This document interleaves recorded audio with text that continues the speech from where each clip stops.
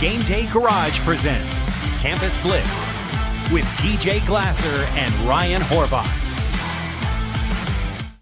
All right, we'll wait to talk some Auburn here in a little bit with Peter Returkis, who's going to join us. Some guests that we don't have on the show today. We don't have anybody on to talk Ole Miss or Texas A&M, which probably is the two biggest teams that we did not get a guest for.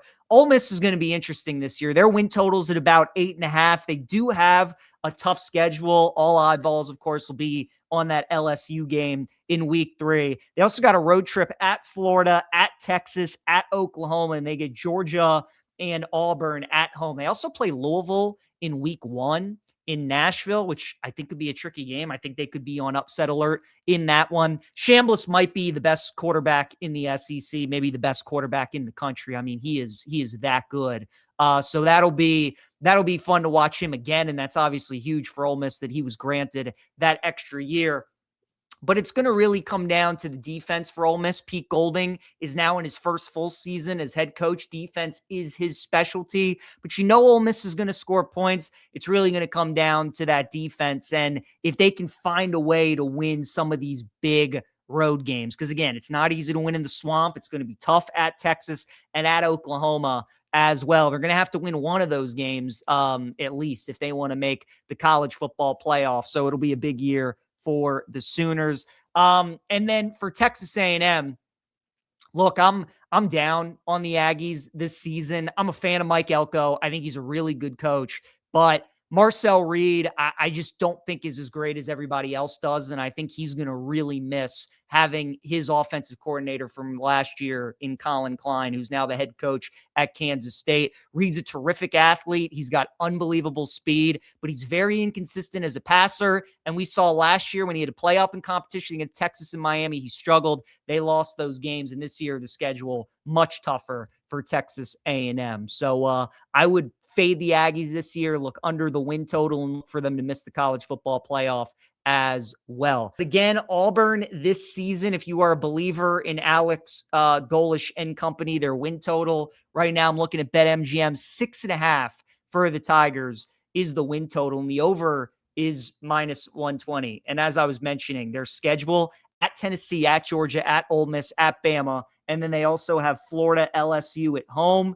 And they get Baylor on the road, or they get Baylor week 1 neutral site in Atlanta. So that's going to be it's going to be a critical game for Auburn, and their win total for them maybe making a bowl this season. I think if Alex Golesh can make a bowl in week 1 for Auburn, that would be a huge accomplishment dealing with that schedule. I mean, getting Georgia, Ole Miss, and Bama on the road is nasty. Tennessee's a tough place to play as well. But I think this is one of the better young coaches in college football. I think Auburn's got a good one.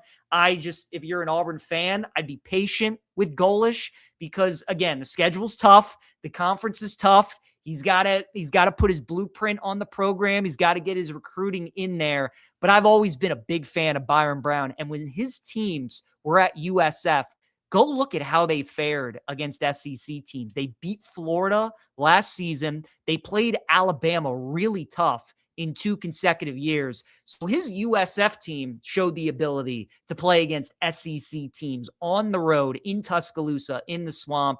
And we'll see if they can do that again this year, week to week on the Plains in Auburn. But it's going to be an interesting first year for Alex Golesh. If I had to take anything, though, it'd probably be the over, because I am a big fan, even though that schedule is really tough. Defensively, they do lose 6 of their top 8 tacklers from last season, but they still should be pretty solid. And as I mentioned, they do bring DJ Durkin back, so they should be pretty good on that side of the ball as well. Waiting for Evan Veith to join us here to talk some Texas. He's a reporter for Inside Texas, and obviously want to get his thoughts on the Longhorns, who I'm coming around to more and more as the season starts to get closer. I think the Longhorns are super fascinating this year because Last year they were the preseason number one. There was all this hype for how they would look, and there was all this hype for Arch, and we didn't know what to expect. They open up the season against Ohio State. They lose that game. And I think we underestimated, even though we all viewed that Texas-Ohio State game as whoever won was the clear best team in the country. They already punched their ticket to the college football playoff. We kind of underestimated how there would be such little margin for error for that team that ended up losing that game. And that's what happened for Texas. By losing that Ohio State game, they could really only afford to lose one more SEC game the rest of the way. They dropped that game at Florida, and then they dropped the Georgia game. They're 9-3, and they're out of the college football playoff. So it's going to be interesting for Texas this season. Once again, that Ohio State game looms large for Texas in the non-conference. If they don't win that game again, there's a chance that the Longhorns could maybe be on the outside looking in of the college football playoff yet again. They do have also road trips to Tennessee this year. They're at Missouri, at LSU, and at Texas A&M. It's going to be a tough schedule for Texas. Florida's at home, Mississippi's at home, Arkansas, Mississippi State. So the home schedule, they should run the table. Outside of the Ohio State game, they should beat everybody at home. That's why that Ohio State game is so crucial, because if they win that, they can afford to lose 2 of those 4 games between at Tennessee, at LSU, at A&M, and then the Cotton Bowl against Oklahoma. But if you lose that Ohio State game, then all of a sudden you can only lose one of those games.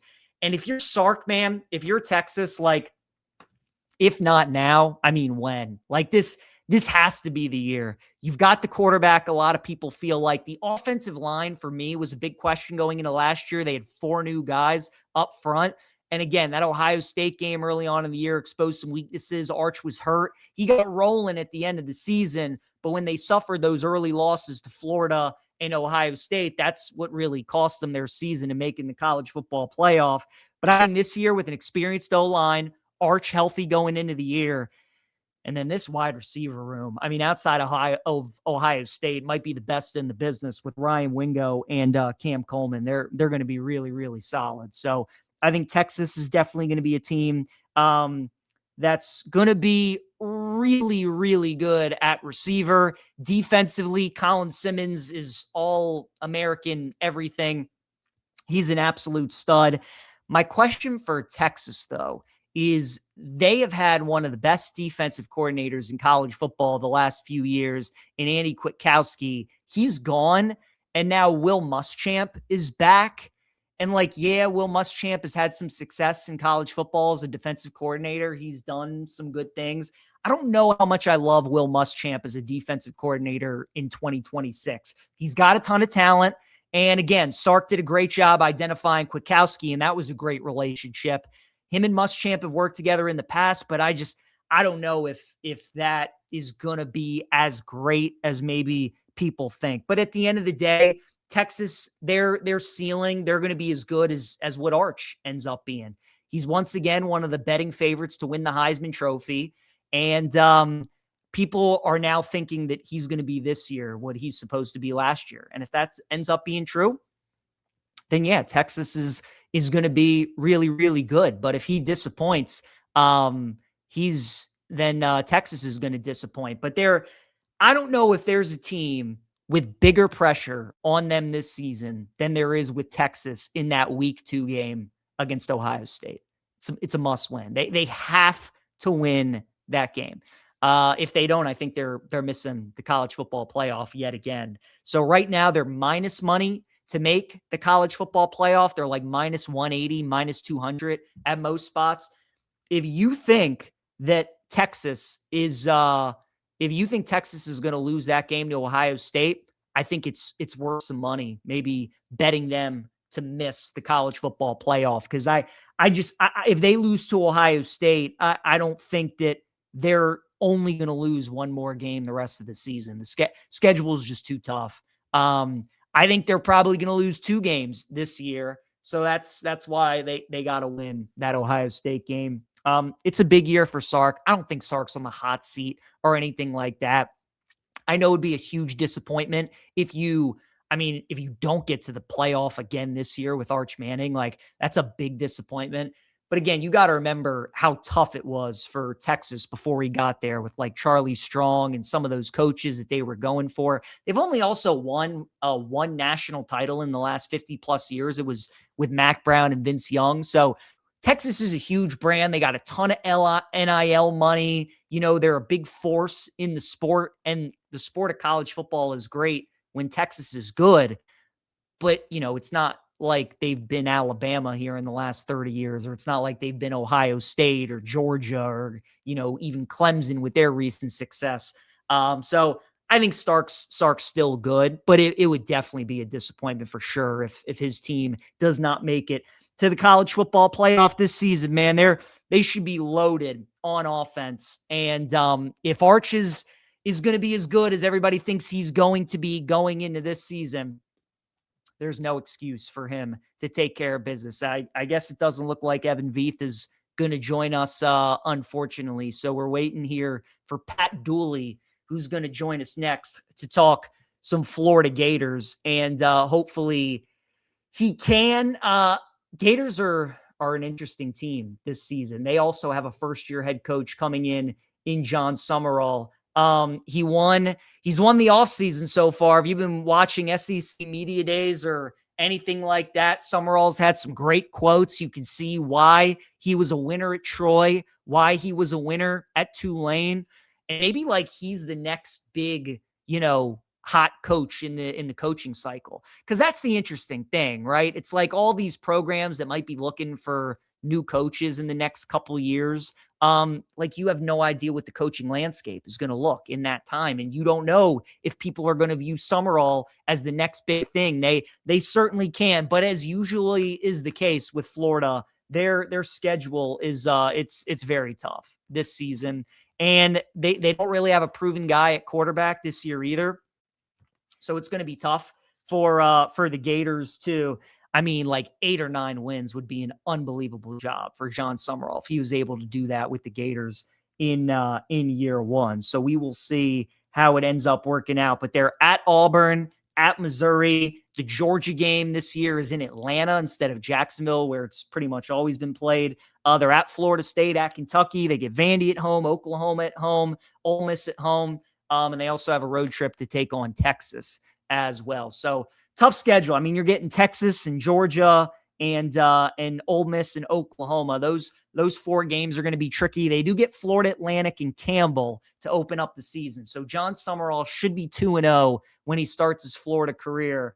And then the road trip at Auburn is really where things are going to start. And that is our SEC preview. If you missed any of it, we talked Alabama, Oklahoma, got a little bit of Auburn with Peter before his connection kind of fizzled out on us 5 minutes in. We just talked Texas and Georgia, Florida, Tennessee, Missouri, and LSU as well. So 9 teams today here on Game Day Garage Campus Blitz. My really overall thoughts on the SEC, if I had to pick a winner, I would also take Georgia to win it. Again, they've been to 7 straight of these things. Their schedule on paper is probably as easy as it's been the last few years. I like Gunnar Stockton a lot. They just know how to navigate the regular season. And then when they get to Atlanta, they usually win that game too. So I'll take Georgia to win the SEC. And then my favorite bet in the SEC would probably be Texas A&M under 8.5 wins this season. I think that's my favorite win total for any SEC team. Again, I like Mike Elko a lot. I think he's a really good coach. They're going to have a good defense. They're going to have a good offense. They have a good roster. I think Marcel Reed is one of those quarterbacks that I think is overrated compared to what the general people think about Marcel Reed.